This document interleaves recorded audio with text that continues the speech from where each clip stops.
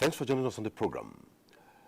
The State's Fiscal Transparency, Accountability and Sustainability Program is part of efforts by the federal government to enhance the transparency and accountability in the use of public resources and strengthening fiscal management at the subnational levels, and it's expected to cover the fiscal performance of states.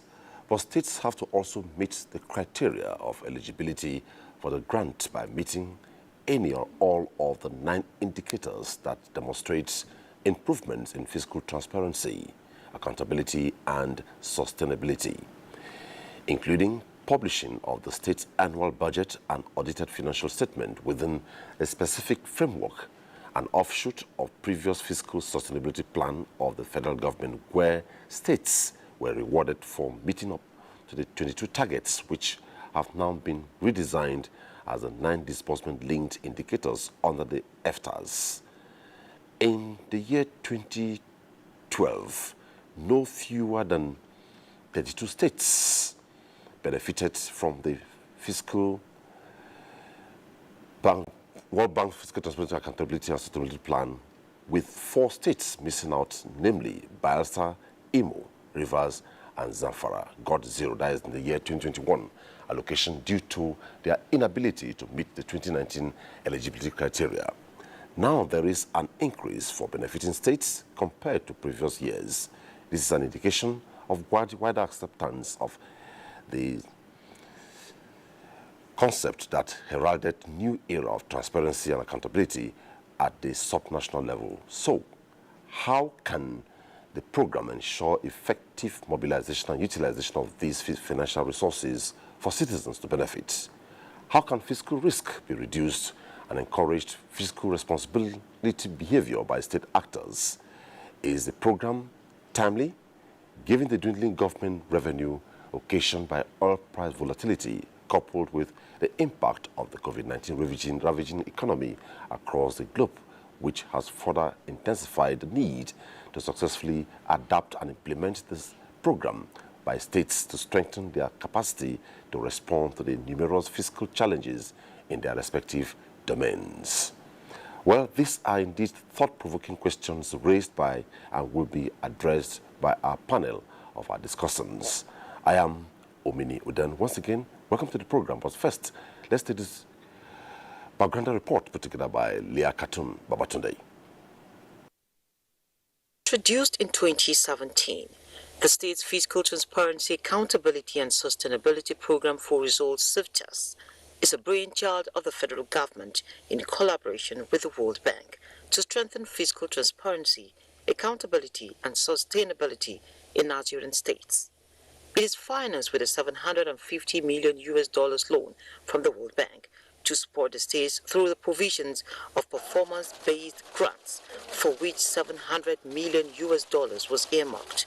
The balance of $50 million was set aside for the financing of technical assistance to enable the states achieve specified disbursement-linked indicators, DLIs, towards qualification for the grants. The DLIs are derived from the already established 22-point Fiscal Sustainability Plan, the FSP, by the federal government, and also from the Open Government Partnership, OGP, commitments of Nigeria. This is aimed at strengthening the desired fiscal reforms at the subnational level, and the participation in the program is open to all states of the Federation, including the FCT.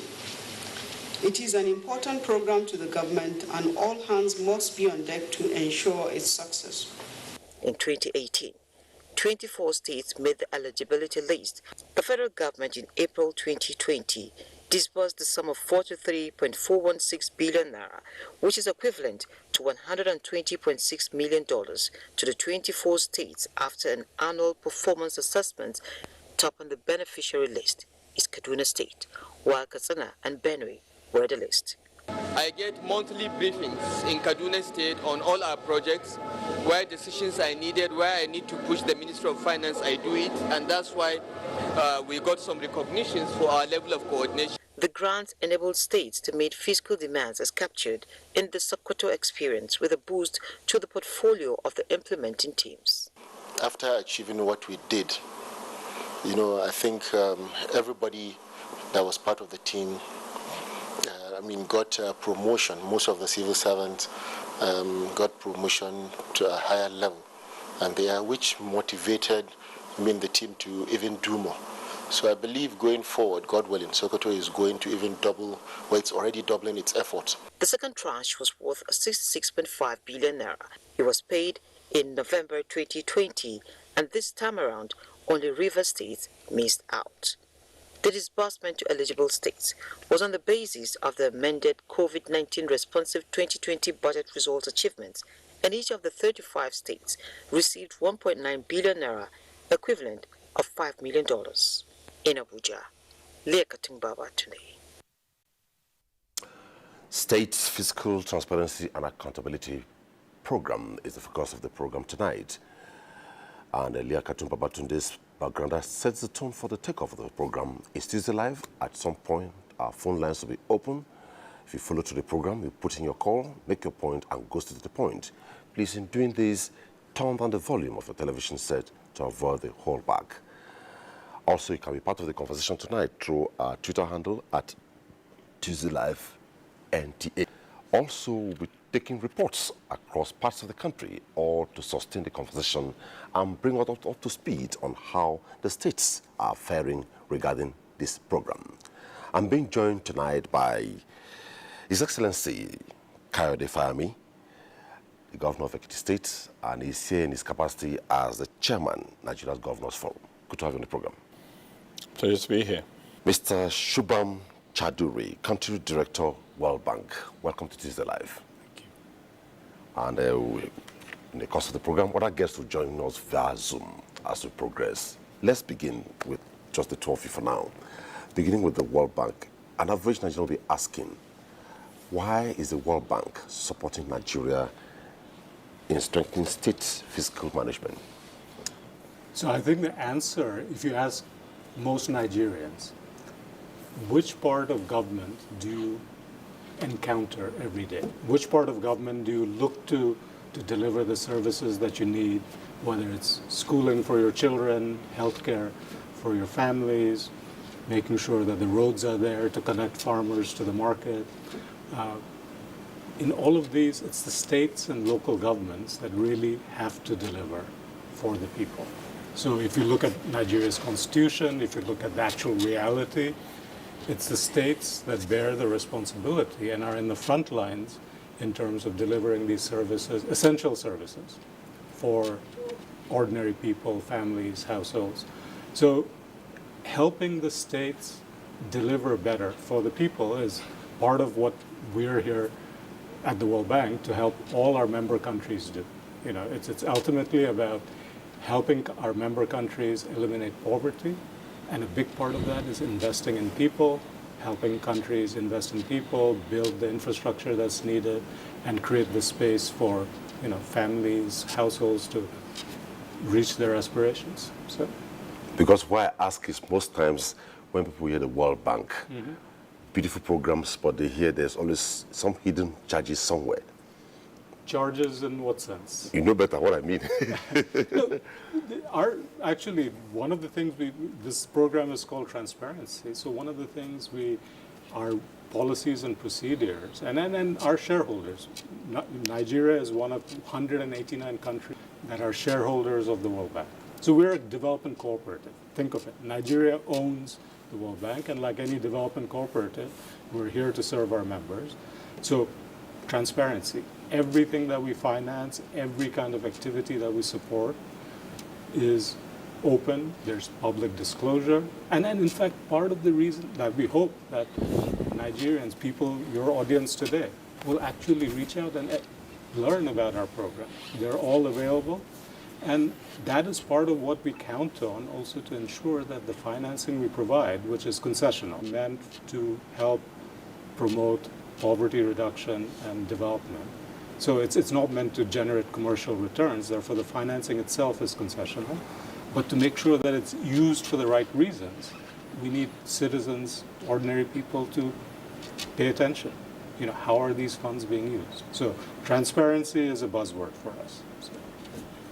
Thanks for that. Your Excellency, the Nigerian Governors Forum collectively is seen in the picture. You really will see, maybe in terms of maybe assessing state performance, but in accessing this, you went in there collectively.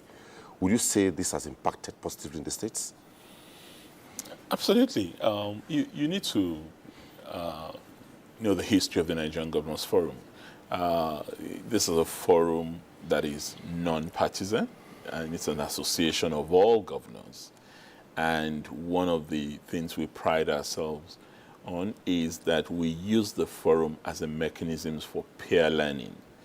SFTAS offered us that opportunity because the disbursement-linked indicators that were identified in the process leading up to this program were such that would enable us to compare notes and improve on our performance, be it budget preparation and audit reviews, financial statements publications, reduction in leakages,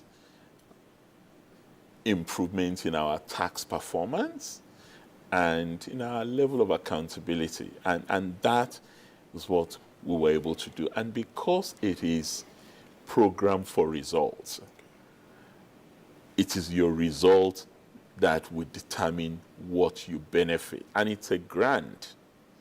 At least it's a grant to us as states. It's a loan from the World Bank to the federal government of Nigeria.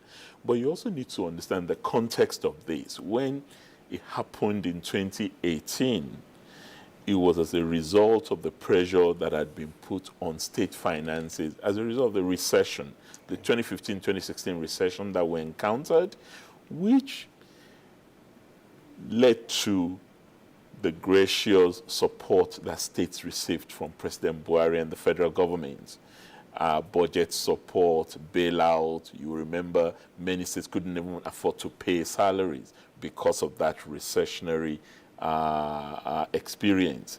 But these were debts. These were debts to the states. There's still debts that are on our books, but there were deferments of payments, of interest, and there were a whole range of mechanisms put in place in order for us to be able to stay afloat as states.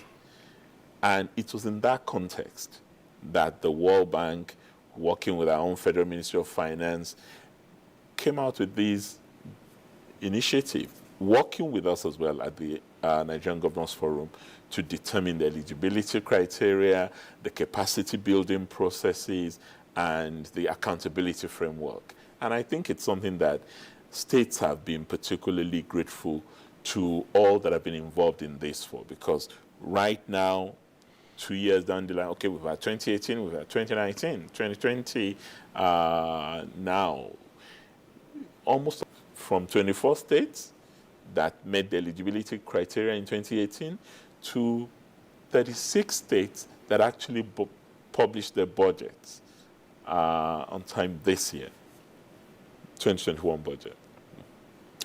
Now, the worry is if the NGF went in collectively and we still had states that were not eligible, even if they're eligible, they don't still meet eligibility, they don't meet up at the end of the day. Is the NGF worried? If you went to a platform... Ideally, we would love all states to meet the eligibility criteria, and we've made not a regression, not a regression from 24 states that started or that were qualified in 2018 to 32 states in 2019 to 6 states that are at least on the first level of qualification for 2020 have all met the criteria of published budgets. Okay. We hope in the course of the program, the Minister of Finance and Budget would join the program and give us maybe an overview so far. She's the one driving it in between the World Bank. And now, let's look at the success story. Now, from what you've seen, would you say that multi-state results-based program is really, really on track and sustainable, even after the World Bank pulls out? I think that's... Because what I'm saying is that there is something that is strong here, transparency. Transparency is like Governor said, tax governance, budgeting, all that. If at the end of the day, fund and World Bank pulls out, do you see it being sustained after then? So I think there are two types of sustainability. One is the sustainability in terms of how state governments go about their business. Do they retain the transparency, the openness, the focus on accountability? That, I think some of the things that have been done will just, once they've been done, they will continue, okay? Some of them, these practices to continue will depend on the public also becoming involved in this. So a lot of the civil society organizations now are aware of this program and are now starting to pay attention to what the states are doing. So that sustainability will come from citizen engagement. The other part of the sustainability is the financing, right? So there, I think it's really, everyone should not be thought of as anything other than a source of funds for the government's budget, for the Federation's budget. At this point, because there's a financing need, we're happy to step in and provide concessional financing. But the longer term vision is for that fiscal sustainability to, for Nigeria to be much stronger on that front. And you will hear the Honorable Minister of Finance talk about this. There, it's about internally generated revenues. So you imagine a situation where the federal government's revenues as well as the state's revenues increase, then this kind of program in other areas, say delivery of water and sanitation services or provision of basic education, you could see a lot of these programs being results-based, incentivized, okay, where the federal government and the states have a mutual accountability arrangement. So. Okay, I hear the Honorable Minister for Finance is up, and we'll go to her if she's up now. We're being joined by her via Zoom in Abuja, Zainab Ahmed. Good to see you on the program tonight. Good evening, everyone. Through listening to the Chairman Nigerian Governor Forum and the Country Director of the World Bank, beginning with you, simply will ask, can you give us an overview where it all started, where we are, and where we hope to be? The SFTAS program was brought about due to the crisis that we had in 2015, 2016. At that time, it was the slump in the crude oil price, causing our economy to go into recession in 2016. And there was this huge revenue gap that had put the states and the federal government under significant fiscal strain. To the extent that at the time the president took over, about 23 states were not able to pay salaries. So the president had designed measures to support the states. But part of the conditions for supporting the states was that the states themselves needed to take some measures to strengthen their public financial management systems and enhance going forward better fiscal governance for the states. So the government designed a fiscal sustainability plan with 22 points that the state needed to meet, and each state had made commitments that was peculiar to it, what it was able to achieve. So things like they'll be preparing their budgets in good time annually and publishing the budgets. They'll prepare their financial statements and get them audited and publish them, cleaning up the payroll, making sure that there's biometric capture to make sure that the payroll is clean, that you're actually paying for people that are in place and working.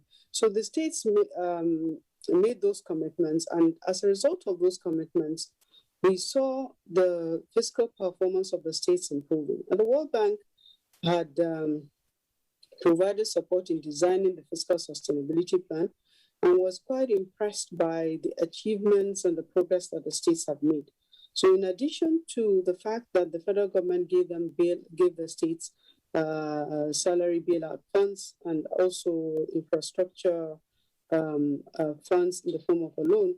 The World Bank now offered this grant, the first tranche of $750 million that was supposed to be to incentivize the states to do more, and that you get part of the grant only when you meet the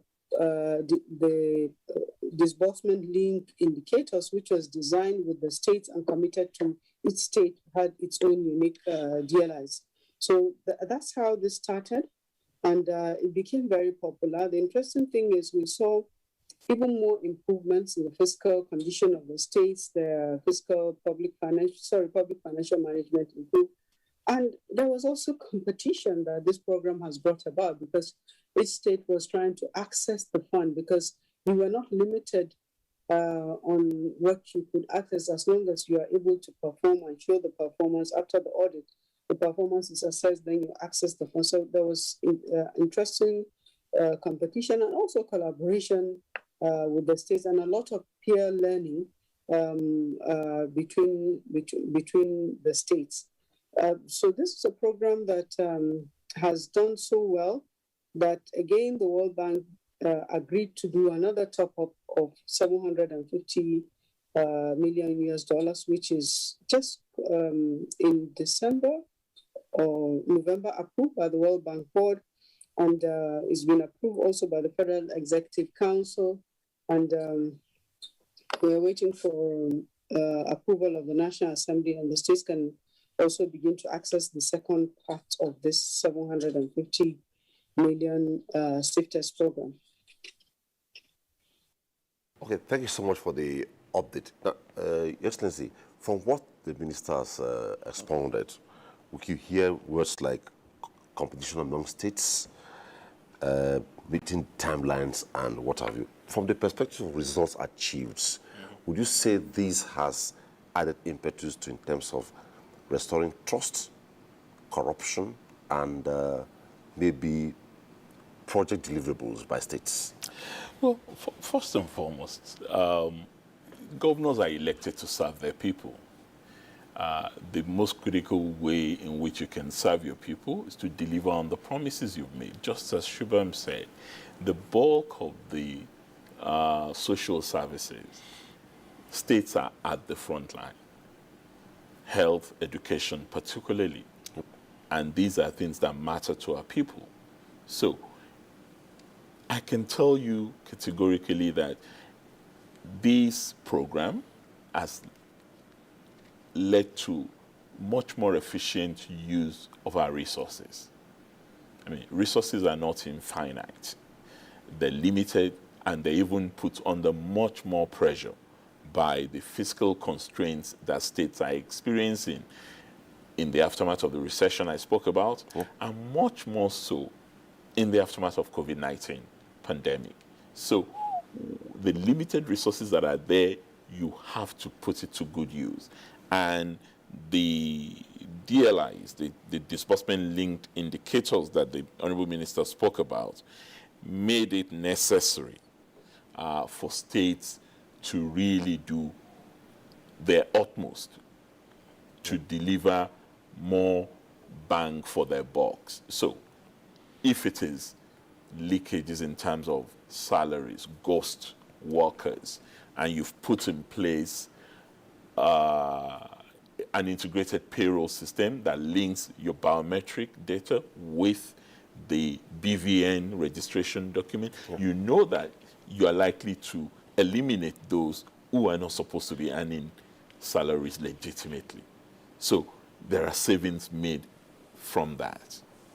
If you implement a national chart of accounts in preparing your budget, and you've done it in an IPSA, IPSA compliant way, you also know that you're not going to be doctoring audits, because this is prepared in accordance with international standards. And states have met that in the states that have qualified in the eligibility criteria. This is not to say that states were averse to this before SFTAS. I mean, states like Ekiti, Kaduna, Edo, and a number of states I've been involved in open governance partnership. I've had Freedom of Information Act in place long before SFTAS came, but SFTAS has encouraged us to collectively act in a manner that puts accountability and transparency front and center in all that we do. So on that, you can give a lot of kudos to the World Bank and the Federal Ministry of Finance as partners in this. And we've also, it's enabled us to build capacity. That's where the Governors Forum has played a very critical role. We've been the fulcrum of the capacity building exercise for states that have not come up to scratch, with the support of the bank and the Ministry of Finance, and we're where we are. And we believe this can only deepen the process, particularly in relation to that question you asked earlier, sustainability. Sustainability after this. I mean, you know, governments and governors, we're more attuned to electoral cycles, unfortunately, because we are here for a specific period, 4 years or at most 8 years. So whatever you can get done in that period, you're very wary of doing it. But once it's about systems, processes, and procedures, that ought to be able to guarantee sustainability over the long time. Also about building a culture, working with civil society, working with the legislature. Many of the things that we've done, we've had to put in place new legislation on public procurement, for example. Virtually all our states have put in place legislation on public procurement, so that it's not just something that you do in a whimsical or capricious manner. It is following particular processes that are also compliant with global standards. And these are likely to be sustained, even when the particular government responsible for that is no longer in office. And if it is not, it is expected that the citizenry will demand for you to continue to act appropriately in a manner that serves their own interest. From the angle of competition, Yeah. not unhealthy competition, but Very healthy, competition. very healthy. I still come from the angle of, we went into this platform as a body, Nigerian Governors Forum, and you've talked about the fact that the Nigerian Governors Forum is not partisan. We're not partisan. You're there. We're a peer learning institution. Beautiful. Do you bother to maybe call to order these states that maybe they're in violation, or the ones that are not even eligible up to now? Well, no state is in violation. Looking at the lofty ideal behind this. Let's put it this way. No state is in violation. It's not a bean counting exercise. Okay. It's not a ranking exercise. Oh, this state is first, this state is second. No. But it's a learning exercise. So Sokoto did very well, for example, in the last exercise. And I had to call the government of Sokoto. Tell me, how did you get this score on this particular DLI, and you went away with $2.5 million? Those kind of questions arise from governors to governors. And that's the essence of the program itself. It's a healthy competition. You learn from colleagues in areas where they've done well and you haven't done as well. And they learn from you in areas where you've done well. And there are different disbursement-linked criteria for this. Okay, let me stay on you, Mr. Shubham. Disbursement link indicators, can you break it down for the common man to understand? Sure. I think think of it as the funds follow once the results have been verified. It's as simple as that. So you can think about financing something upfront, saying, oh, this is the financing for a government to go do X. So what happens often is that it may take much longer. Maybe the funds don't actually end up being used for the purposes they were intended. And that's often, as you might imagine, we often get asked that question at the World Bank, saying, you're financing, how are you ensuring that this is actually helping the Nigerian people? Okay, or are you just saddling debt on the country? So our response is, look, our intention is very clear. This kind of program for results actually takes a step towards ensuring that the financing we're providing actually get used in a way that was intended for the benefit of the people, because the financing actually will not be forthcoming until the results have been delivered. In this particular case, for this program, the results are about fiscal management, about accountability and transparency. But the basic idea of a program for results, you can apply to anything. For example, we're working on something right now which is about delivering water and sanitation facilities. There again, it's results-based financing, that if a state manages to provide more water connections, water points, especially in rural communities, or build water facilities in urban areas, then the financing will flow once it's been verified. So that's the basic idea. I think most people will understand this. It means that... I understand you perfectly clear, like others are understanding you. Are you thinking towards health, the health sector too, besides water and sanitation? Yes, absolutely. So in fact, the bulk of our financing, current financing, is actually what I would consider investments in human capital. Again, that is what the federal government has asked, has prioritized. Ultimately, decisions about where we provide our financing are based on the priorities of the government itself, both at the federal level and the collective, all the states. So where the government has asked us for our financing is human capital, so primary health care, basic education, getting more children, and especially adolescent girls, the girl child, back into schools. It's supporting farmers. So healthcare, basic education, and especially, and then digital skills, literacy, things like that for everyone, to help the youth. So I would say about 50 to 60% of our financing is, and then both current as well as what we are in discussions about, are about human capital. The rest, I would say, are in terms of things that will help job creation by the private firms. Okay. Okay, let's go to the Minister of Finance.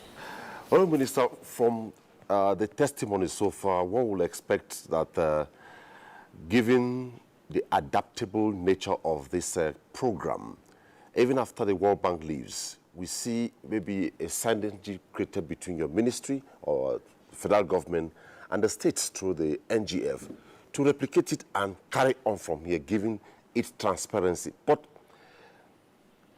before I say, how do you intend to do this? When Nigerians hear about loans, a lot of antennas get raised.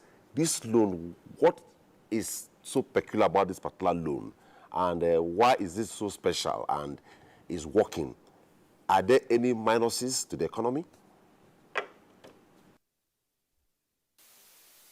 This is a loan that the federal government has taken from the World Bank and is being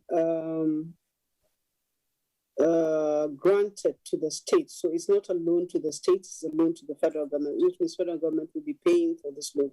What we're getting, the benefit that the country is getting from this is that there's increased transparency and accountability by the states. And it's very important because the states form the largest portion of the federating units. And an economy cannot grow if the whole of the federation is not working well together. So there's increased openness, and this process is enabling citizens' engagement in budget process. There's improved cash management in the sense that most states now have TSA accounts, and also their IGRs are improving as a result of several processes that they committed to, and they're actually implementing. They did this biometric registration and therefore reduced cost of payroll, and improve procurement processes, so we're getting more value for money, and strengthen public debt management and ensuring fiscal responsibility. There's also improvement in the clearance of domestic debts, arrears of domestic debts. This program, even though it's been supported by the World Bank, was initiated by government, between the government and the states.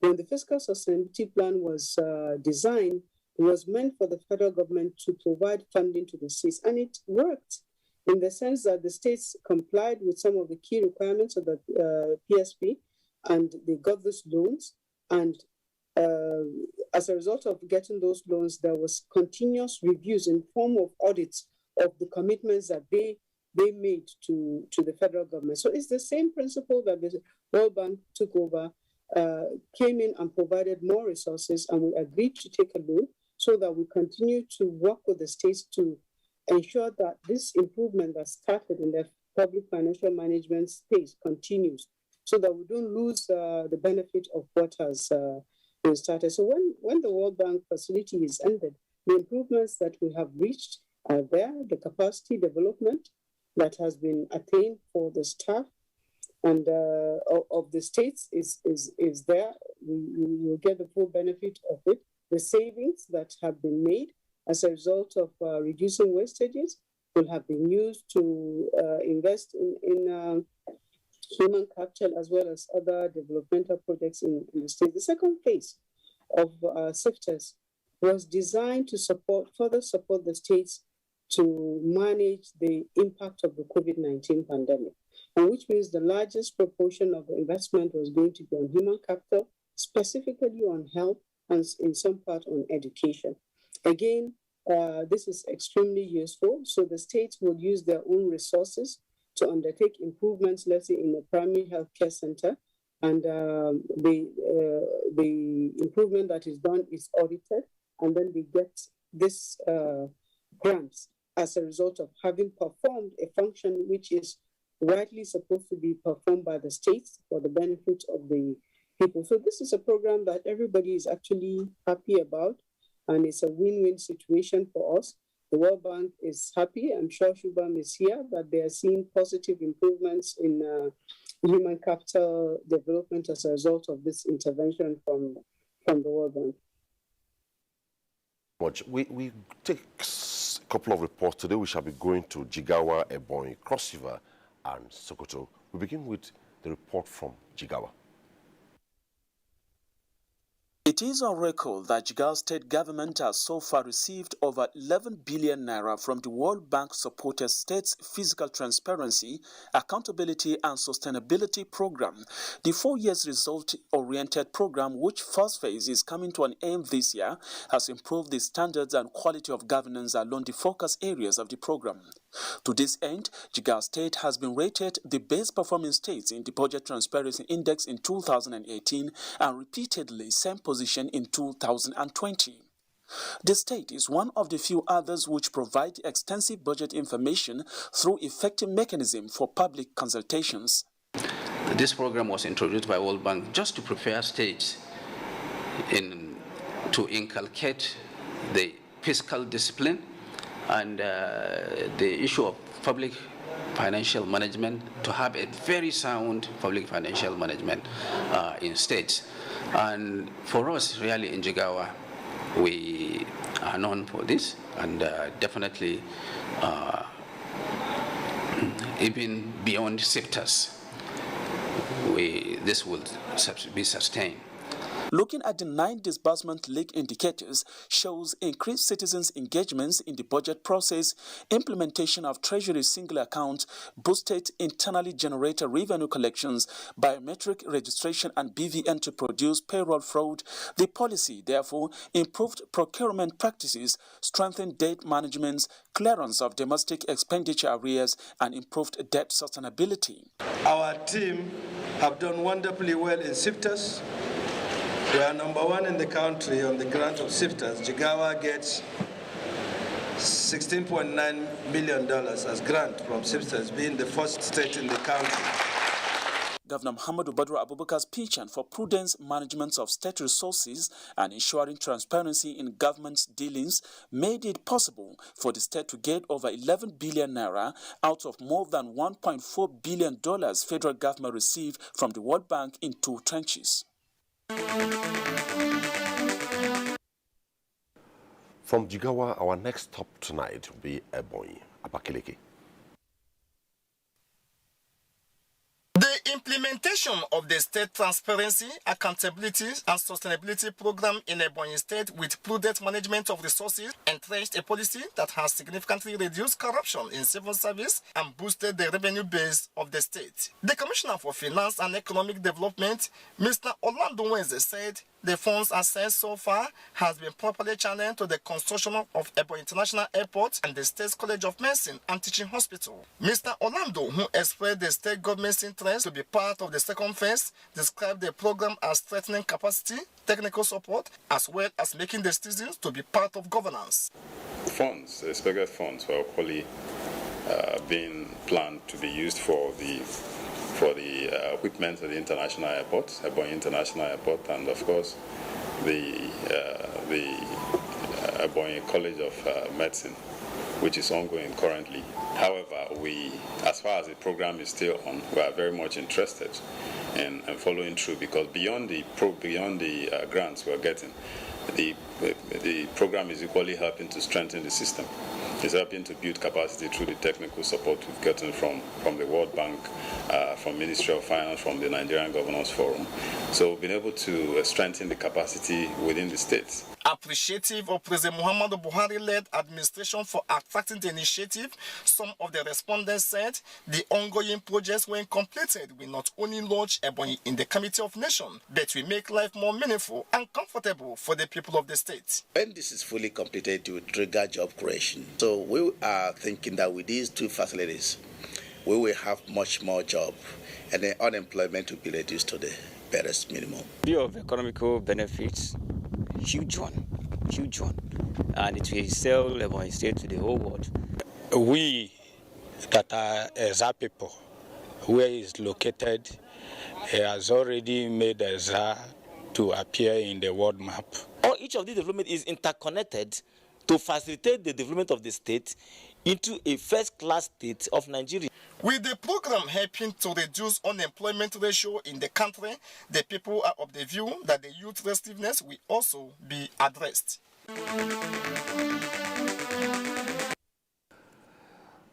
Those two reports from Jigawa and Ebonyi State sustains the conversation. A couple of tweets are beginning to come in now, but let's be specific now.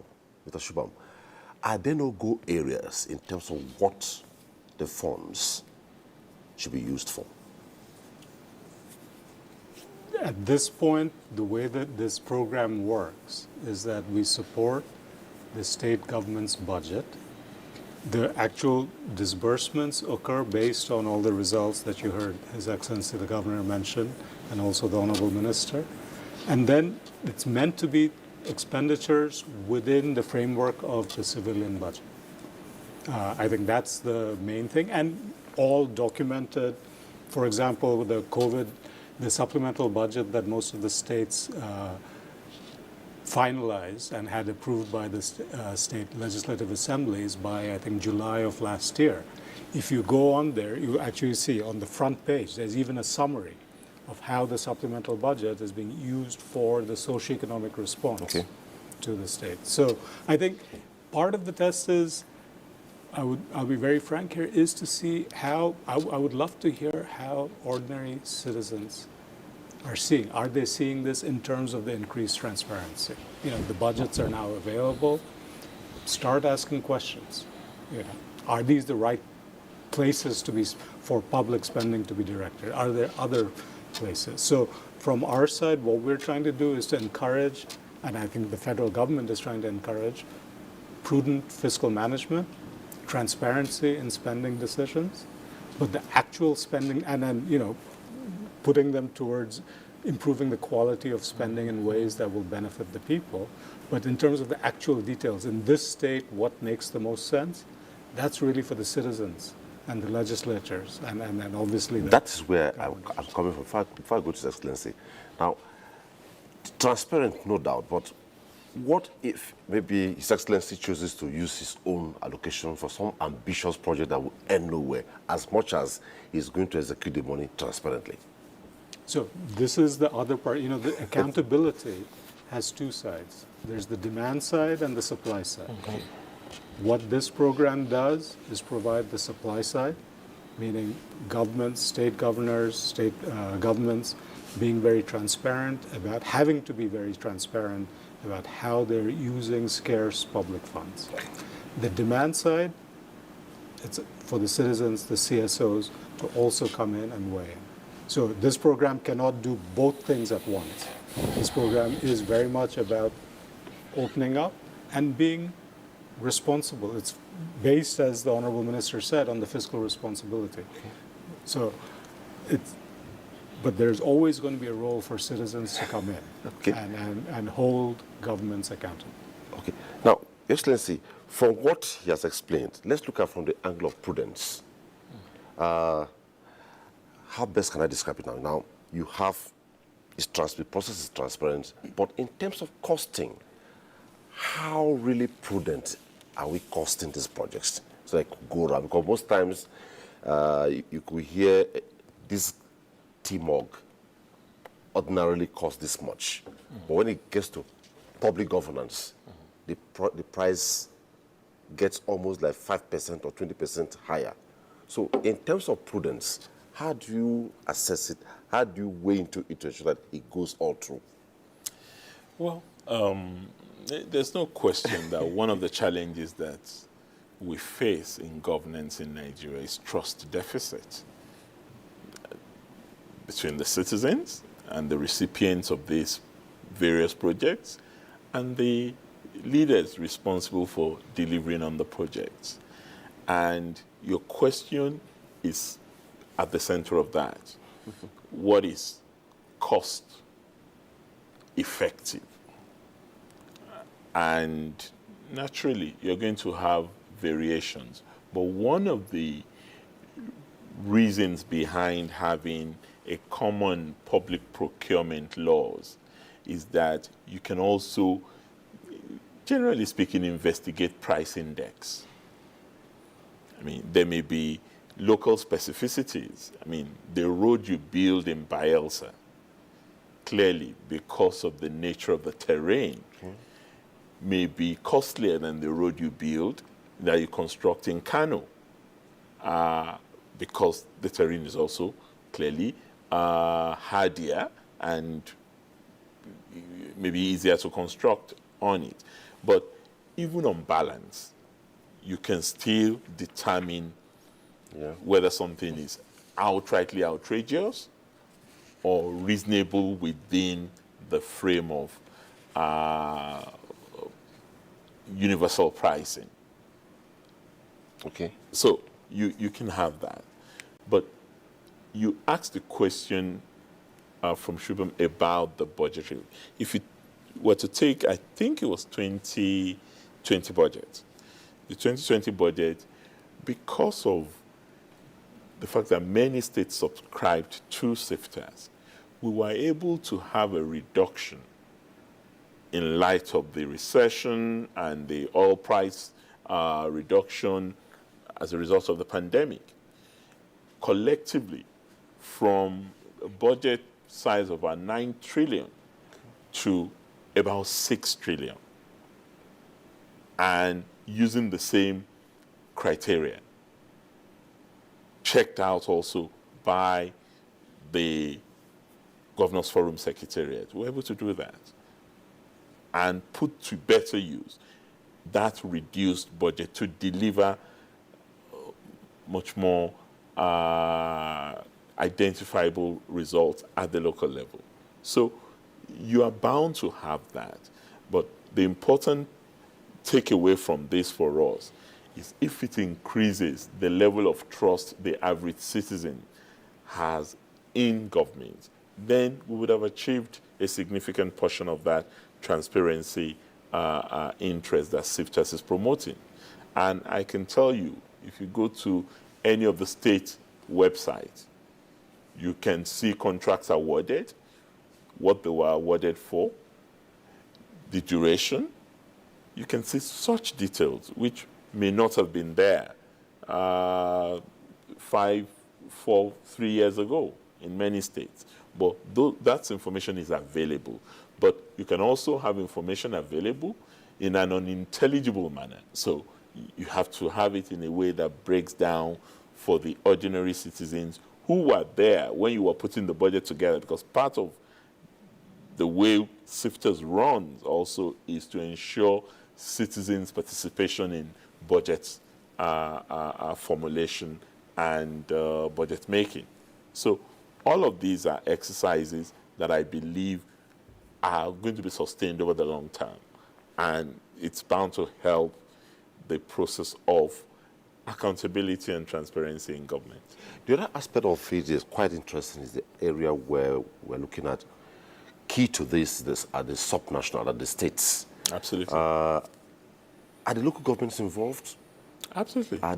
Do they really understand this? Because when we talk about 3 tiers of government now, states, federal, and the local government, and we say that is the most. As a matter of fact, yes, there is a disbursement indicator that promotes budgeting at the local government level as well.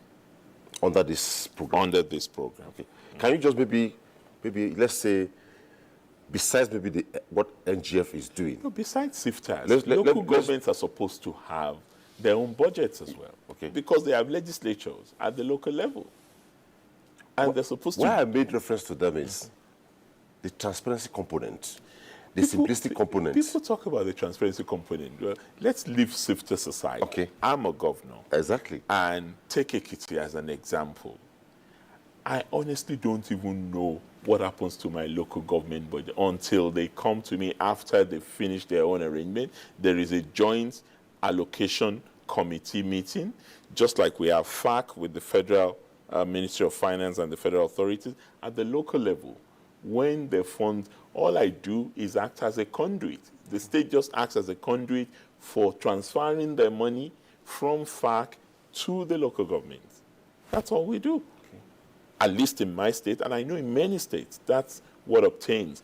But the popular impression, unfortunately, it appears to be the one that says, oh, governors just pocket local government funds. It's not possible. You can't. So if Mr. Shuba, for instance, wants to do an assessment of how it starts working, say, in Ekiti State, your state, absolutely, he could as well go to any of the LGAs. Directly to the LGAs and just get results. Okay, so amount came from FAC to this local government, which is published monthly.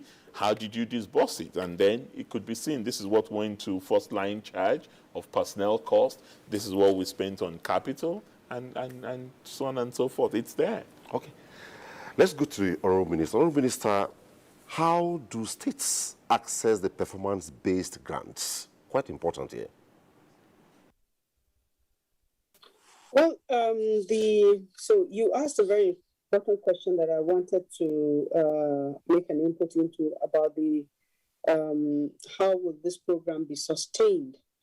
The sustainability of the program is assured because there has been very substantial institutional and legislative system reforms that have taken place already, which will be very difficult to reverse. So almost all the states have passed legislation, including public procurement acts, so there are legal frameworks in place. There's also Fiscal Responsibility Act. There are laws now guiding public debt management in the states. And then they have also developed this consolidated revenue code, which helps them prepare their audited following the requirements of SFTAS. And also, agencies have been established. So there's the Public Procurement Regulatory Agency, there's the Inland Revenue of the states, there's the State Debt Management Department. Those things are not things that a new governor will come and be able to change easily. And the states have seen the benefit of taking this measure. So that's very important. So we're very much assured that this program, even after SFTAS is concluded, that these are already ingrained within the institutions and will carry on. What has been achieved so far?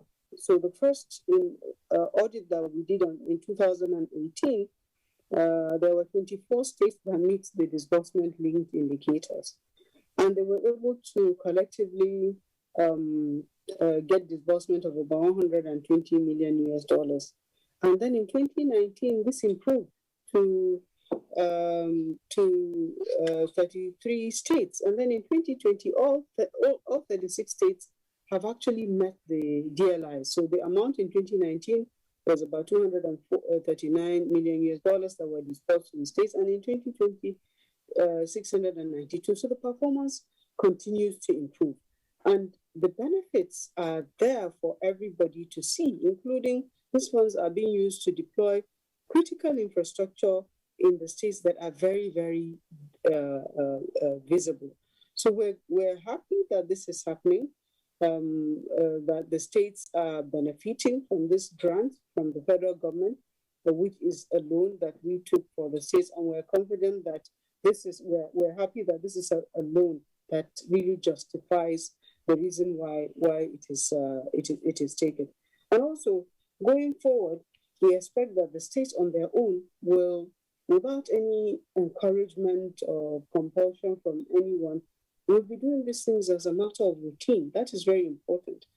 To the extent now that there are budgets in the public domain, the citizens have an instrument that they can use to ask informed questions of their governments, whether at the state or the local government level.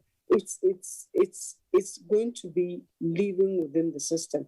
And like the Shubham said, I do hope the citizens realize that this is eventually for their benefit, that they now have data that they can use to ask informed questions of their state governments and their local governments. It was not available before. You can only complain without any statistics.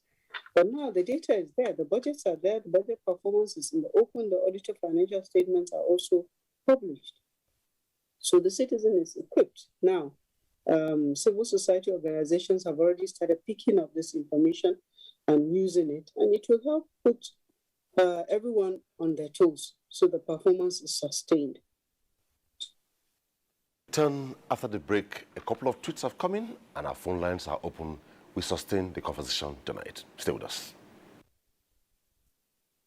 Should not mask your beauty. The primary purpose of a face mask is to protect the wearer from bacteria, dust, pollen, and viruses such as COVID-19. But now that face mask has become part of our daily wardrobe and accessories, Transgreen Nigeria Limited is introducing O-Care colors. O-Care medical face mask now comes in different colors to match your unique style and different attires. O-Care medical face mask is comfortable to wear, easy to breathe through, and does not leave marks or rashes on your face and can be specially branded to suit your taste. You can get your O-Care medical face mask today from pharmacies and supermarkets near you. O-Care. Protection you can trust. O-Care. Coronavirus is real. Steps to avoid this pandemic. Wash your hands regularly or sanitize your hands. Keep social and physical distancing. Avoid crowded places. Stay at home unless absolutely necessary. Don't touch your eyes, nose, or mouth if your hands are not clean. Avoid the spread of coronavirus. Coronavirus is real.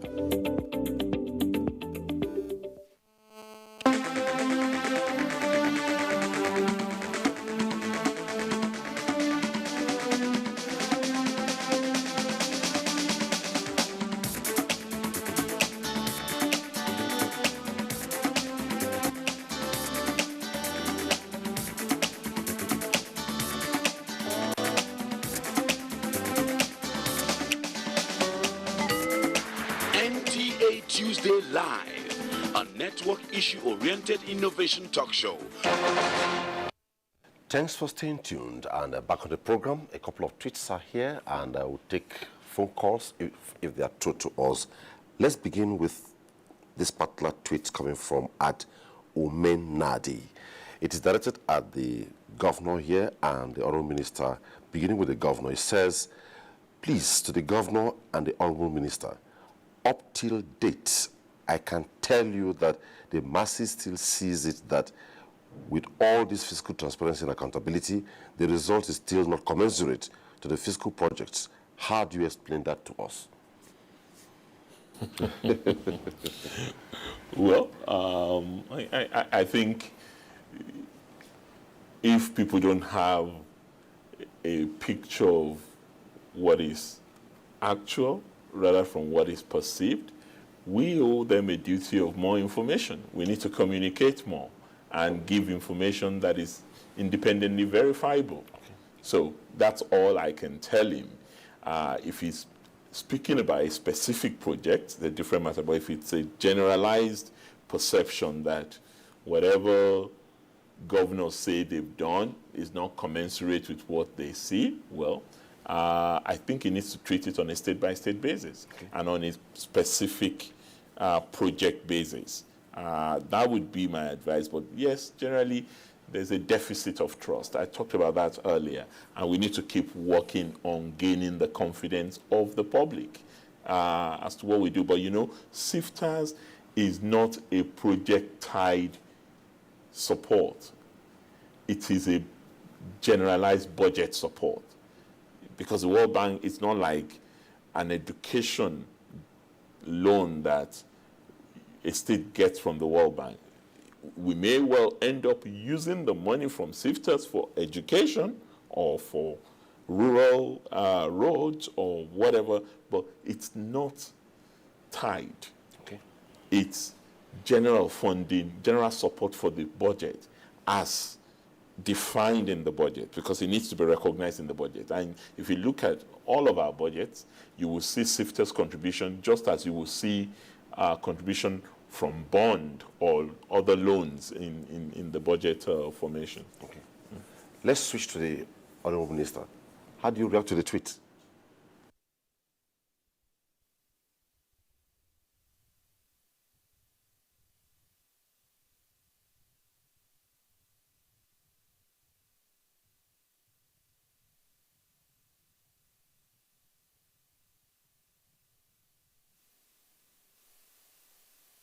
The audio from the source is a bit challenged. I believe if they put that through, we'll get back to the Honorable Minister to react.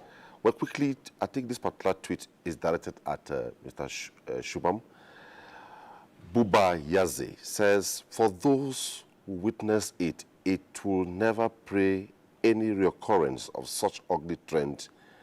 IMF Structural Adjustment Program makes country valueless, and IGR suffers unemployment strife, dictate powers too, making people accept poverty as rootness when one seeks help. Do you understand the tweet? I think I understand it, but I don't hear the question. Okay. The question basically is trying to compare the IMF days and what you're doing currently. I see. Well, the IMF, so let me not speak about the IMF. Okay. I can speak for what, and let me not even speak about what the World Bank may have been perceived to do in many countries in the past. Focusing on what we're trying to do here in Nigeria at the moment, it's very clear. And I, as the country director, bear real responsibility and feel that responsibility, which is to help Nigeria make progress, to realize its potential by, one, eliminating, lifting 100 million Nigerians out of poverty, as is the goal. But beyond that, it's about improving the lives of, all Nigerians, and in particular the, more than 50% or 42% who are in poverty right now, or are, even if they're not in poverty, are close to poverty and vulnerable and are feeling the effects, are not able to realize their economic and other aspirations. I think that's what we're here to do. We work, but we don't come in as donors. We work through government to help government deliver to the people. Are we getting everything right?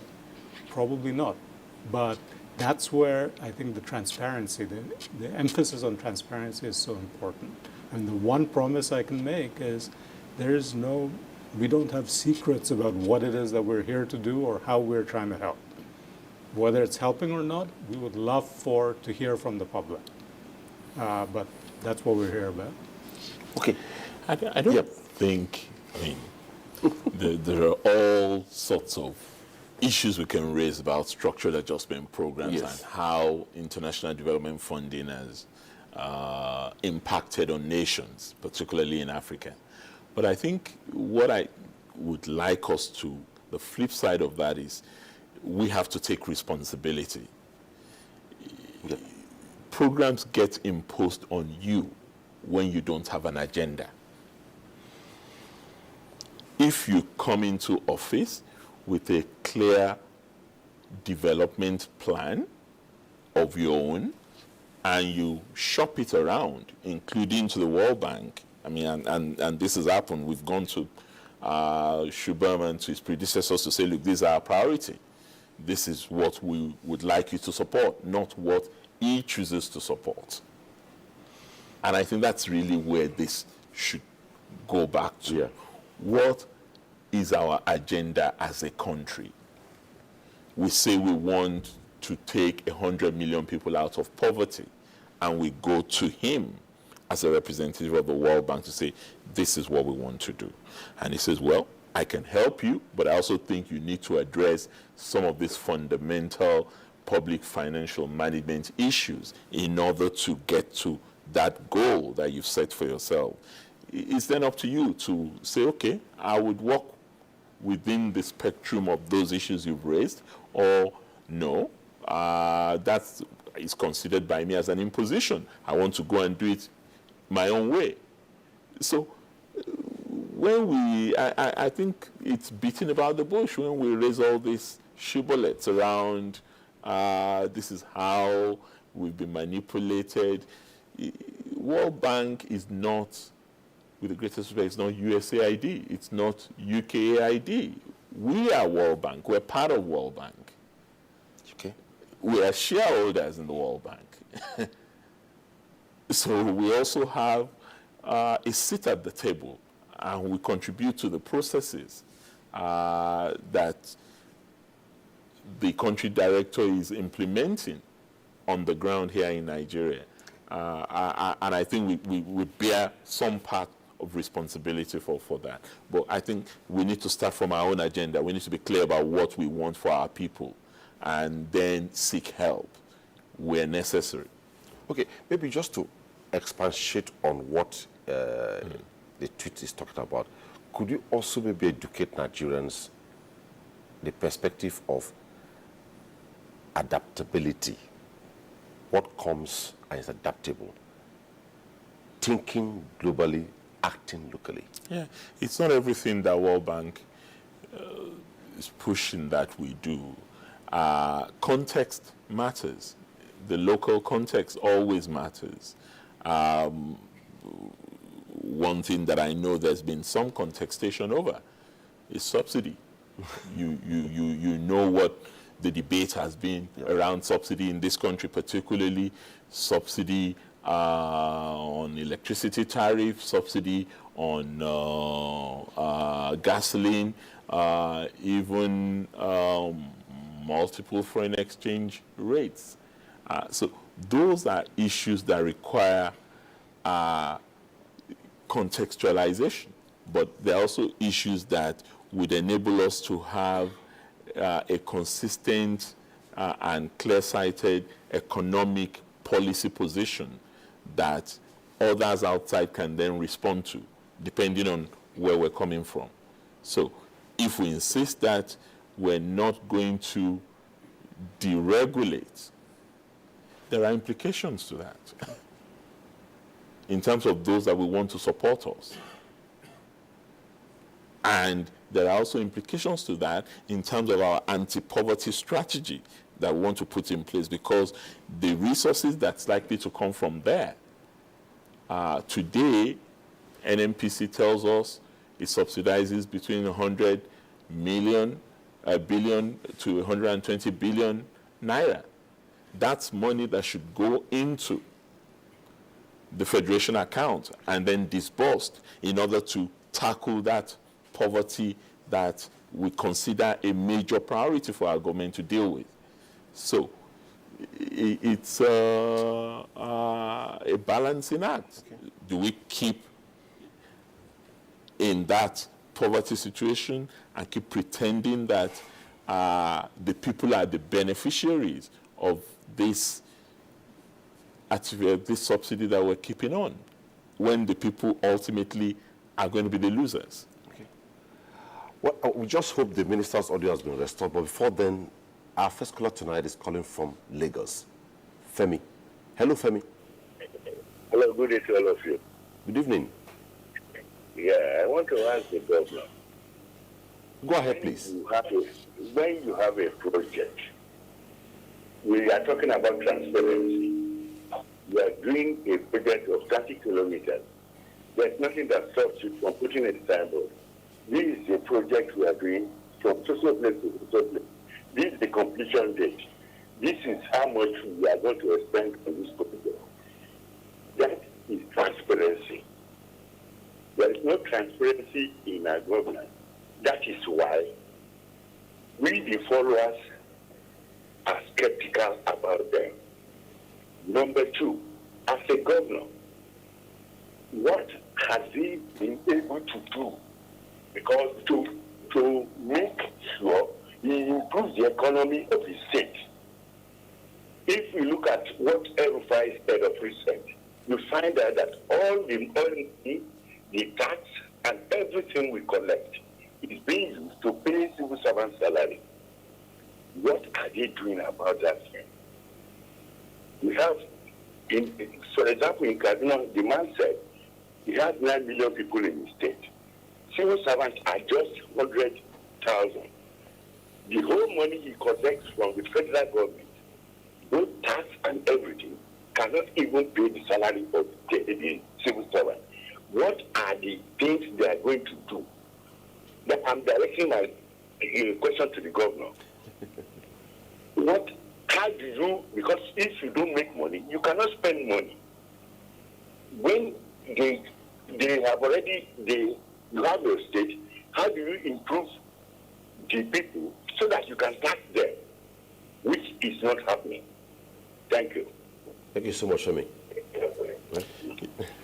I'm not quite clear. I think the audio is not very good, but the gist I get from what he's saying is, what are the opportunities being created for the people?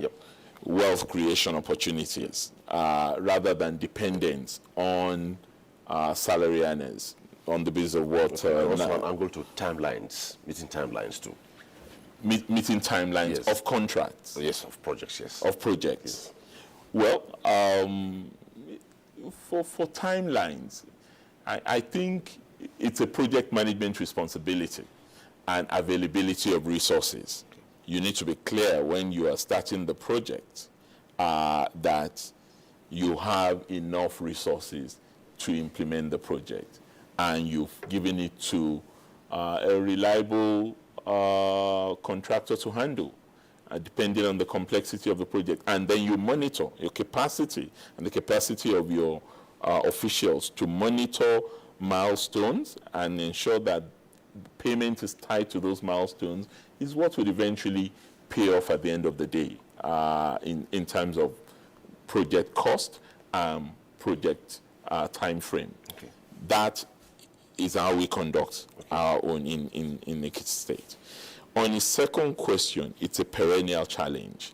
I'm not going to sit here and say we're all not confronting that challenge that my colleague, Governor of Kaduna State, spoke about, which is that the bulk of the resources that we spend go on recurrent expenditure, particularly salaries.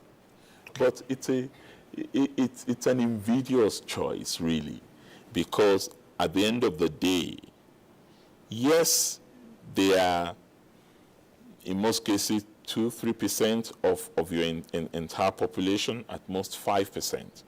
And you certainly could do with fewer number of people in your public service. There's no state that could not do with fewer numbers. Okay. But you also are confronted with a situation in which you have to see this as a social security. Okay. All right. For the people. Let's just, I hear the signals are up so that you can react to the tweet. Then we'll come back to you. Honourable Minister, I'm sure you followed through the discussion. Sorry, we had to cut you off because we lost signals on your audio. How do you react to some of the tweets that are coming, and mostly the one that was addressed to you and His Excellency the Governor of State here?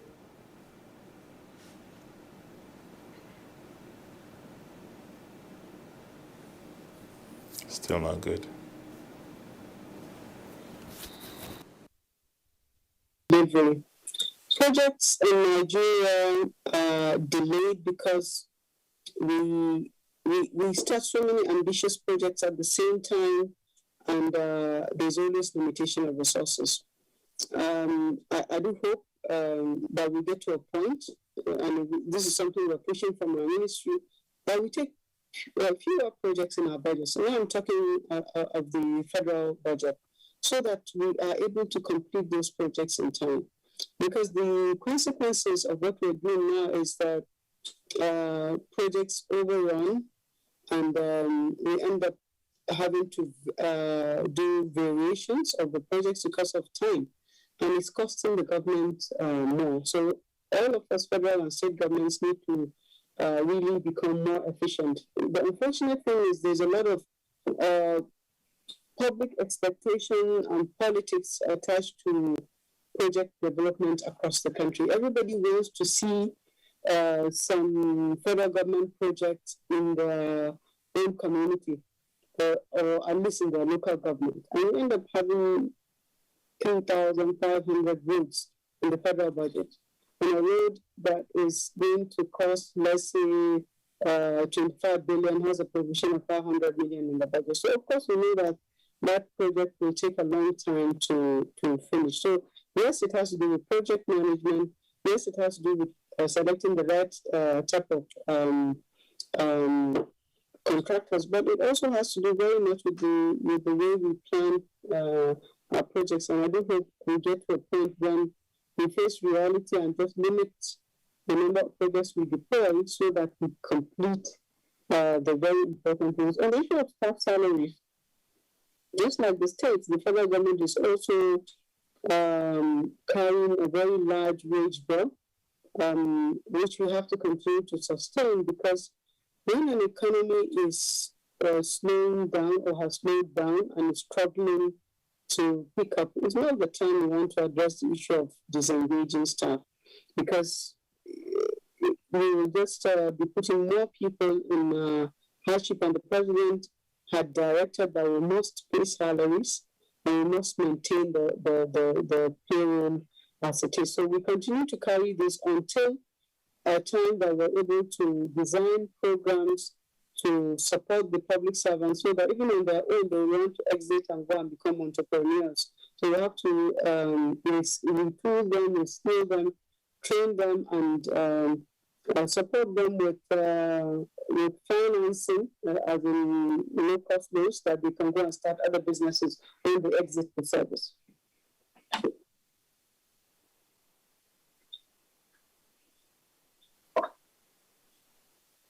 You have touched on it briefly. What is your assessment regarding compliance by states? And one big question, like you have said, Nigerians always ask when it has to do with projects.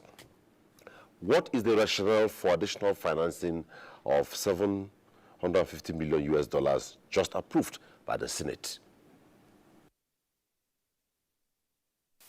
Rationale is for the reforms that the states have started to be sustained, especially at a time where we had this pandemic that has set quite a lot of things, to be honest, back. So just as the federal government also had to seek for support, the states also are being supported by the federal government by this second part grant to enable the state to sustain the reforms that they have started, fiscal, financial management reforms that have the impact of improving their IGR, enabling them to continue to run the states in a manner that is beneficial for the citizens. So we're doing this because it's important, and because we've seen the benefit from the first phase, and we are desirous, all of us in the states, of maintaining those benefits and giving the states more time to properly institutionalize this processes, and to invest more in the health sector, which is one of the major requirements of the second part response. The major requirement is that they must have a clear COVID-19 response plan including social spending, including investment in the healthcare system, so that they can support the citizens in the states. Of Finance, Zainab Ahmed, it was nice having you on Tuesday Live tonight. Thank you so much for your time. Thank you very much. Have a good evening. And quickly, our second caller tonight is calling from Abuja, Abdullahi. Hello, Abdullahi. Good evening, sir. Good evening. Our guest in the studio, my regards to the governor of Ekiti State, my first governor in Nigeria. Good evening. Minister of Finance. Oh, Minister, I'm sorry. I am Radio Abdullahi Bajar calling you from Guarumpa, Abuja. Mr. Governor, I just want to ask a simple question. Direct to my friend. My point is that what is the governor's 36 and capital territory are ready to do? More especially, I don't see anything on the ground that APC governors is doing. I'm the member of APC. I'm the indigenous of Plateau State. Yes, there is contract with the gift from Kanam local government to Wate, Zira. Pass my junction to my village. Yes, my people are benefiting from this project. Most of the workers of that place is from my village. Mr. Governor, is federal government commissioning a 25 kilometers road in Nigeria? And where? I want to know the real road, all right, 10 kilometers road, that federal government commissioning it in Nigeria. Number two, what is happening up to now? Judiciary are on the strike. Workers everywhere protest. Local government autonomy hang off the neck of the governor. What are you going to do to give the autonomy to the local government, judiciary, and the State House of Assembly? Mr. Governor, Mr. President is my best candidate, 2015 and 2019. There is some other countries that call our president is lawless president. They never finished their 4 years. Okay, thank you so much. That's the much we can take from the caller from Abdullahi. Well, I think clearly what can make up is if he talks about local government autonomy and judiciary. I think the other aspect he went off track. We're looking at state transparency and accountability. That's what I thought. Maybe you could just talk on the one, although that's not why I'm here, yeah, I'm happy to talk about it. And we've repeated this for the up-to time. Governors, at least under the auspices of the Nigerian Governors Forum, are not averse to judicial and legislative autonomy. We are for it. We have met with representatives of the legislature and the representatives of the judiciary, and we've all agreed on that principle. What remains a sticky point has been an implementation modality. Even that has been sorted out now, and the Honorable Minister of Labour and Employment is supposed to enter into a final crossing of the T's and dotting of the I's with the representatives of the unions. But as far as we are concerned, as governors, we have nothing against judicial and legislative autonomy. Local government autonomy is a different kettle of fish because that is not in the Nigeria's law as of today. The alteration that has made possible judicial and legislative autonomy is not the same with local government autonomy, because when it was placed before the various assemblies, only 10 states, if I recall, actually ratified it. And you know what the amendment of the Constitution says. It has to be 2/3 of the states. 24 states must ratify local government autonomy for it to be enshrined in the Constitution of Nigeria. Thanks so much for that explanation. Well, to sustain the conversation, we'll take the remaining 2 reports. When we come back, the tweets are still here to be addressed by Mr. Shubab and the governor of Ekiti State here in his capacity as the chairman of Nigeria's Governors Forum. We begin with that from Calabar, Cross River State. Cross River State became eligible for the SFTAS program after meeting some requirements from the World Bank, some of which are passing its budget within a specified period of time and publishing its audited financial statements for the preceding year, as well as hosting same on its website. The state government got $20.4 million in grants for both the calendar and additional finances for the year 2020 to support the budget of the state after embarking on serious measures to refine its financial system despite prevailing challenges. Last year, Cross River State, out of the 9 disbursement-linked indicators, achieved 6. These 6 disbursement-linked indicators ranged from activities we carried out over the course of the year. Cross River State undertook a very rigorous fiscal overhaul to ensure that we performed very well in the SFTAS program for last year. This overhaul constituted of a rejigging of our budgeting process to increase transparency. We automated and strengthened our IGR collections to increase the revenue collections. The 4-year duration of the SFTAS program, which is in its 3rd year, has not only enabled the states to benefit through accountability and transparency, but it has also given it the capacity to implement global best practices in public finance and administration. Fiscal health of the state, it is in our best interest to domesticate this best practice. It's a brilliant initiative of the federal government. We thank the World Bank for its support in the program. We asked for more program for rewards such as this. Cross River State, I think, performed well last year.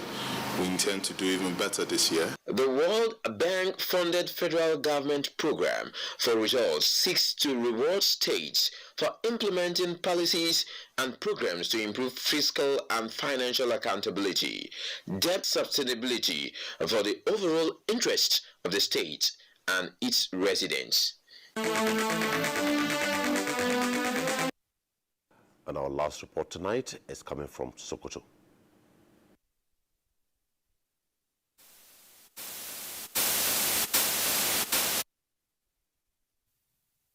Of federal government to further enhance transparency and accountability in the use of public resources through the implementation of the Open Government Partnership, which Nigeria signed in July 2016, and will cover the fiscal performance of states between 2018 to 2021. Sokoto State is one of the states that adopted the program due to the political will of Governor Aminu Waziri Tambol in ensuring prudent management of public resources.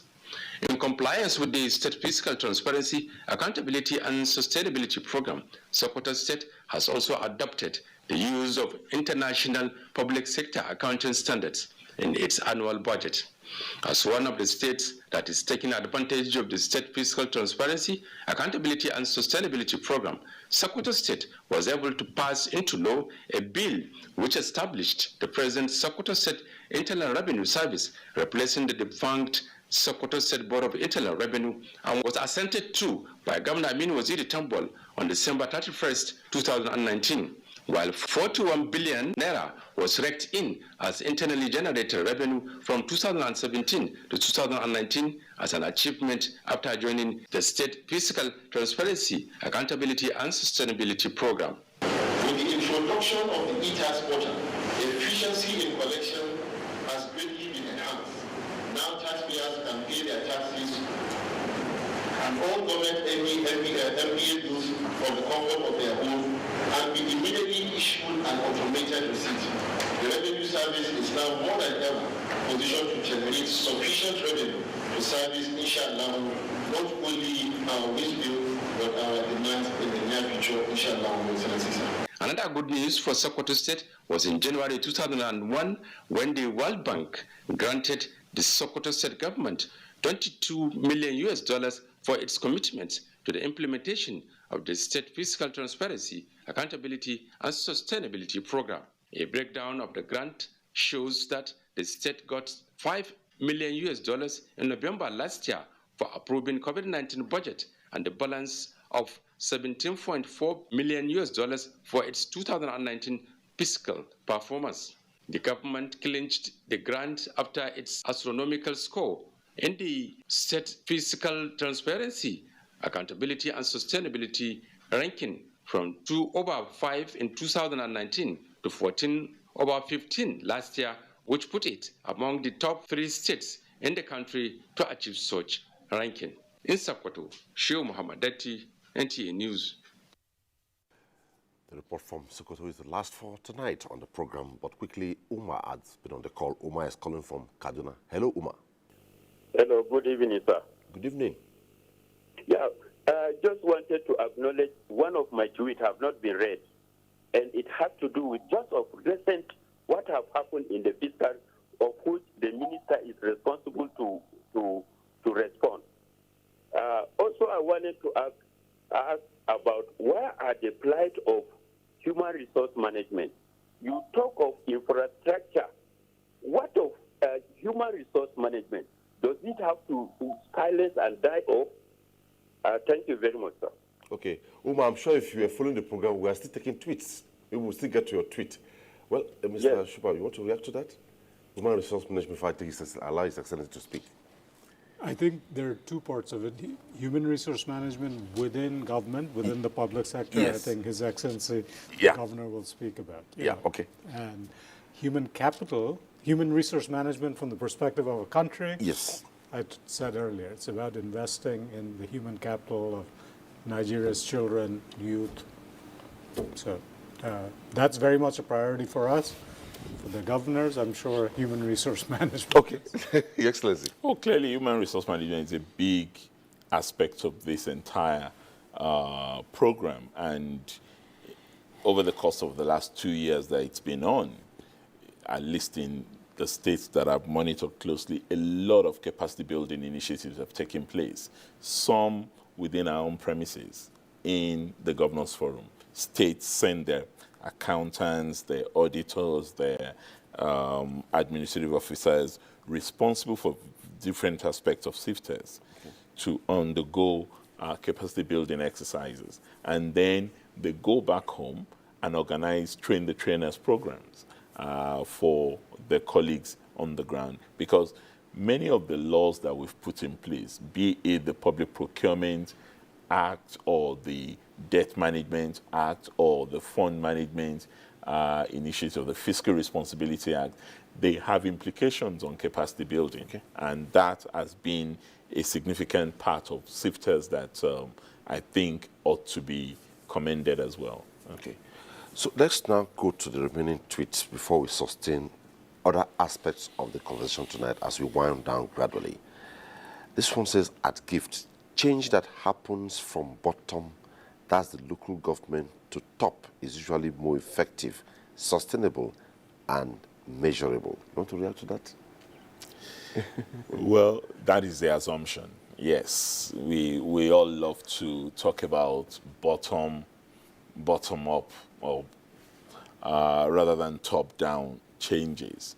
But the history of local government administration in our country has not been a palatable one. And I think the debate is still out there as to whether we should continue to keep local government in its current form or return it to being part of the state system so that we have a two-tier federation rather than this artificial separation between states and local authorities. Okay.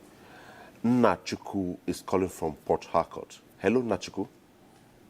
My name is Nabuchi. I'm calling from Port Harcourt. Go ahead, please. Greet everybody in studio. Good evening. My question goes to the governor. Go ahead, Honorable Governor, my question goes like this. Since they born me for this country, since I born in this Nigeria, I never achieved anything in this country. Now, one bank give us money to use and help poor people. Now, since they're rich now, nobody achieve anything. Our governors use our resources and solve their own problems. The poor man is still suffering. My governor, my question goes this like this. I'm begging you, my governor, I beg, let our rich men help the poor people. Let poor people stop suffering. That's why I say that I want to beg you people, governor, help the poor people. Help us. Thank That's you. my question. Thank you. Thank you. Want to react to that? Thank you, Mr. Port Harcourt. I'm sure that I speak for all my colleagues, including the governor of your state, if I say that that's our job. Our job is to help our people, but our best may not be good enough for the people. But we would have to continue to do our best. But you also have an option there. The option is to jettison governors that you think are not doing enough to meet the demands of the citizenry. That's your social contract. That's the responsibility you bear to organize in such a manner that governors that have not lived up to your expectation are allowed to step aside by voting them out of office, and you bring in people that you think can do better. But within the context of the time that they're in office, you must continue to hold our feet to fire. You must continue to ask us questions and insist on what SFTAS sets out to do, which is run the state in a transparent manner as possible and be accountable to the citizens of the state on all aspects of governance. If you think we're not doing enough, you must call us to question. That's why we're there. We're elected. We're not dictators. Okay. Thank you. I believe he has some satisfaction. And the last tweet forward to discuss the matter is coming from Obina. It cannot be overemphasized that education remains utmost importance across many areas in Nigeria. In governance, there is need for citizens to be enlightened on governance processes, public policy. Absolutely. I couldn't agree more with Obina. Yeah. And I said it earlier, that communication by us as leaders and by the institutions we've put in place is so central to this process. Part of what is responsible for the trust deficit that we're experiencing is that we do not give enough information, and even when we give information, it ends up being an information overload that is unintelligible to the average citizen who needs to know what is it that we've promised to do, how have we done it, how far we have gone, have we met everything we said we would do, and if we haven't, what is left? How do we want to tackle the remaining aspects of the task at hand? I think we can do a lot more to educate, enlighten, and inform the populace, and we must look for the best tools to do this. In the social media age, there's also a problem with that, because the Twitter generation don't have enough time for you to break down all of what you're doing, and the patience is also not there. The attention span is very limited. So we must keep honing the approaches that we use, and the people must keep demanding for information and education on what their government is doing. Okay. We have a caller from Kogi State. Hello? Hello?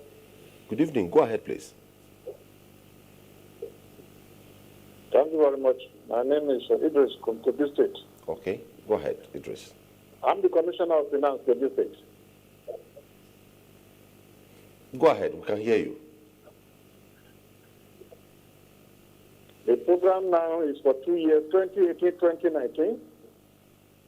And Kogi State is the best. It has the highest point. And now no mention was made of Kogi State. They have the highest point. I'm not happy about that. Okay, thank you. I'm not happy about that. I must express my feelings. I'm watching the program. His Excellency and the His Excellency are saying good evening. Thank you very much. Good evening. Okay. Well, I'm glad it's giving information about the program as far as it concerns Kogi State, yes. But it wasn't my understanding at any point this evening that you were looking at a list of... Not at all, not at all. That you didn't ask. Yes. I think you certainly didn't ask me to yes, exactly. come here with a list of performance or who is the best or not the best. There are different DLIs. Absolutely. And states definitely will perform differently. Yeah. I haven't looked at the totality of the DLIs to be able to know who or which state performed highest. It may well be that Kogi did. Even the reports, the commissioner, if you're understanding, the reports, we try to spread it. We can't take all reports across the entire country. We took reports from Jigawa, Ebonyi, Cross River, and Sokoto. That does not mean these are the best states. It's just to sustain the conversation tonight. Okay. So, because I think it's important for him to know that. So it's not about ranking here tonight, but just looking holistically at states' fiscal transparency and accountability project in Nigeria. Hope you are satisfied with our explanation tonight. Well, quickly, let's go to Mr. Shubab. When we want to start a workshop or a process, we have expectation, and along the line we weigh, where are we with it? And sometimes we say, okay, did we achieve it? Would you say really that this project has gone somewhere and truly by the time maybe the lifespan ends sometime, someday, would have impacted on the economy? I think the way I would describe it is that it's really planted a seed, and that seed has not only germinated, it's starting to flourish. Is the tree fully grown yet? No, I think it's not something that happens over 4 years. Okay. And one thing I would point out that this is different from a program that directly supports healthcare or education. This is also different from a program that directly helps a government build roads. Those are tangible things that are felt immediately. This is a much more foundational program. And the whole point of this is Nigeria needs to build lots of roads. Nigeria needs to, provide basic health care to all its citizens. At this point in time, the states and the government are not able to fully do that, partly because of the scarce fiscal resources. So until you solve that underlying problem of how do states better manage their fiscal resources, improve the quality of public spending, you won't get the more tangible things that ordinary citizens will feel. So I don't want to overpromise that this program is going to, end up with, new roads where, community is looking for a new road or a new power connection. This is about a longer term investment. How do we help states that I said right at the outset are absolutely critical to, helping ordinary Nigerians, kind of thrive and are able to grow, become educated, become healthy, productive citizens. States are key. This program is about making sure or helping the states spend better, have more resources, and deliver better. Okay, it's foundational in that sense. Okay. Your Excellency, within the Nigeria's Governors Forum, are you thinking towards maybe doing a critical thinking amongst yourself to relaunch back in terms of how best can I put it now? We have gone this far. If we need to move on the next leg, which is maybe 750 million which has not been approved, how can we do it differently as a collective? There are lessons learned even from this exercise so far. One of the things I must say is it's been a major objective of the Nigerian Governors Forum to encourage and push the bank, particularly, and many of the other development partners equally, to take subnationals as a major vehicle for development agenda delivery. Okay. And I think this is what has happened with SFTAS. Of course, World Bank deals directly with sovereign. Nigeria is the sovereign. We are not sovereigns. But increasingly, if you want to get the kinds of results that we're all looking out for, you cannot do it by just focusing on the federal government. You must really also focus on states in a manner that you can get foundational results, but also get tangible benefits in terms of projects. That's something that I believe SFTAS has somewhat achieved with this. Scaling up, which is your question about what do we do with the $750 million. Yes. I believe one of the DLIs we're going to be focusing on is local government budgets, the one we talked about. Yes. We'll also be doing something about land use management, geographic information system, property use, property management, others, because these are vehicles for poverty reduction themselves. These are assets that have not been valued properly, which this particular DLI would enable states to, through the use of technology, to take advantage of.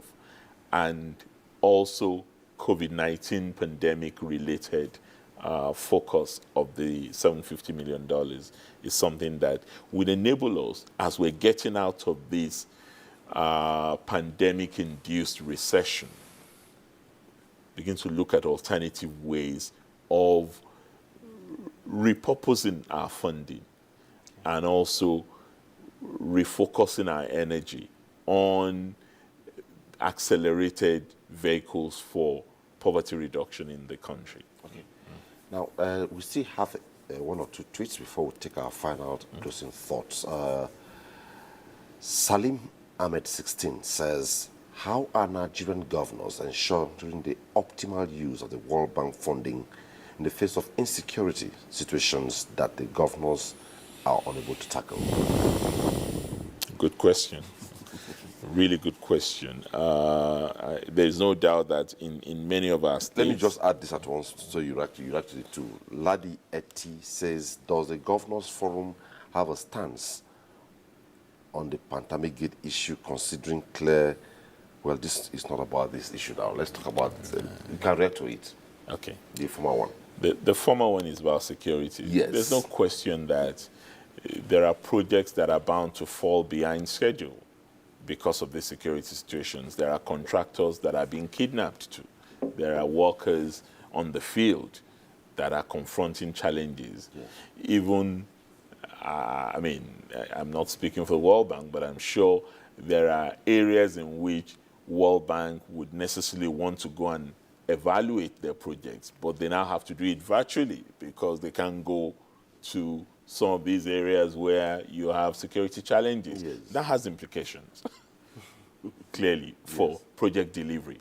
So I can't sit here and tell you that it really wouldn't matter to us. Of course it does matter to us, but we still have to figure out the best way to secure those who are working on our projects and still meet our obligations to our supporters as well as to our citizens. We just must figure out how to do it in order to ensure that we live up to the expectations of the people.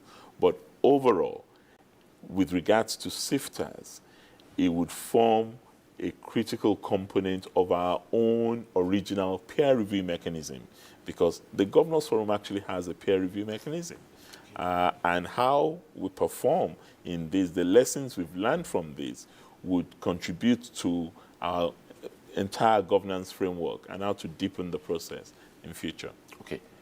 How do we reduce the cost of governance and also get productivity for the civil servants? Hey. Big one. Well, how do we reduce the cost of governance? Well, technology is one area that many of us are focusing on. Efficient delivery of services is another. Increased collection of our revenue is also another, the IGR component. All of these are associated with SFTAS. Absolutely. Everything that I'm saying. But for now, we are victims of our situation. And the inefficiencies in the system are not things that cannot be corrected. We need to retrain and retool our civil servants to meet the challenges of the moment. We also need to skill our populace, particularly younger ones, to prepare for the jobs of the future, which will necessarily involve training in artificial intelligence, in automation, in vocational skills building, some of the areas that World Bank is supporting in its human capital development investment. Those are the things that we need to do. Yeah. But we also need to figure out how to reduce some of the waste. And there is a lot of waste that we must tackle, even in our political processes. We cannot be fully absolved of that, even as governors, but we have to keep working on it. SFTAS is helping to deal with some of those leakages, but it should also be part of our own agenda for change to say, whatever I can do for 10 naira, why do I want to do it for 100 naira? Mr. Shubab, how has the World Bank coped with the global governance challenge occasioned by COVID-19? I think it's not been easy. I think His Excellency the Governor mentioned, and just in terms of the travel restrictions, our ability to engage directly with the communities, with the government partners in different parts of Nigeria. So let me speak about Nigeria, but this is replicated in all the 120 countries where we have similar offices. So I think that's just a fact. Travel restrictions, our ability to directly go out and engage, that what actually has occupied our time is how do we best respond to the tremendous needs that our member countries have faced as a result of the COVID crisis. There's been the need on the public health front, there's been the need on the socioeconomic front, and in the case of countries like Nigeria, there's also been a need on just the fiscal front because of what the drop in oil prices did to the Federation's revenues. So trying to mobilize our teams, I mean, for many people, the lockdown and the COVID pandemic, especially in the US and other countries, the kind of economic activity slowed down. People, for an institution like the World Bank, we were busier than ever because we're here to try and help our member countries. I think part of what we're dealing with now is, this making sure that when there's a need for financing, that we are there, we help, but at the same time ensure that what I said before, that the financing is used for the purposes they were intended, that the value for money is there. So it's like, you see the need, but you also want to be sure that the funds are robustly spent for the benefit of the people. So